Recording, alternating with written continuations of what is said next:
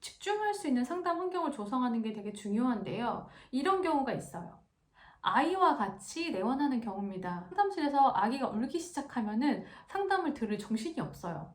같이 막 정신이 없단 말이죠. 그래서 상담을 대충 얼버무리고 나오거나 어떤 치료 결정을 못하고 나올 수가 있어요. 우선적으로는 주변 환경에 좀 집중할 수 있도록 문을 닫는다든지, 아니면 보호자가 있으면 아이는 보호자가 보게 한다든지, 다른 선생님들의 좀 도움을 받아서 상담하는 그 시간만큼은 아이를 좀 봐주신다든지, 이렇게 분리를 통해서 상담에 집중할 수 있는 환경을 만들어 주시는 게 좋고요.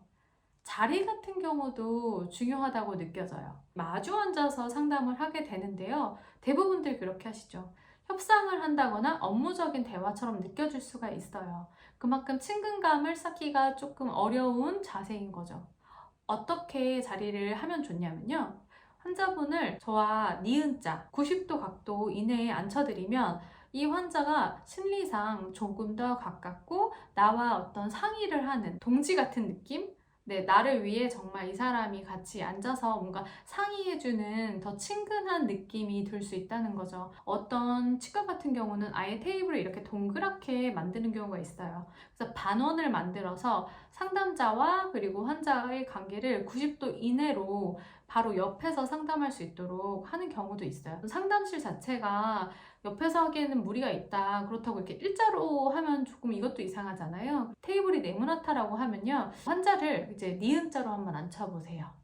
그 다음에 상담을 하시면 이제 시선이나 이런 걸 볼 때도 옆에서 되게 친근한 느낌을 받으실 수가 있을 겁니다. 여러분, 엑스레이만 가지고 상담하시는 분들 많으신가요? 요즘에는 아무래도 DSLR 상담을 하시는 분들이 많으신데요. 이렇게 카메라를 찍어서 상담하시는 게 상당히 도움이 돼요.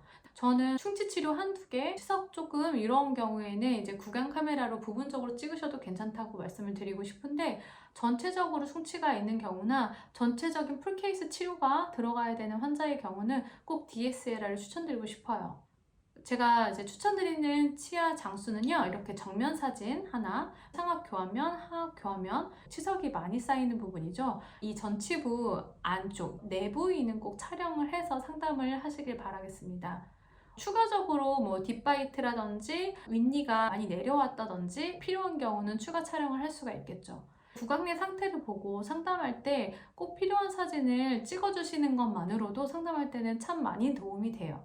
그래서 하나를 치료하려고 하다가 본인이 직접 충치가 많은 것을 발견을 하게 되면은 하나만 하러 왔다가 전체를 하고 가시는 경우도 되게 많고요. 그게 환자분한테 사실은 제일 좋은 방법이죠. 더 시간이 지날수록 충치가 더 진행될 수 있으니까요.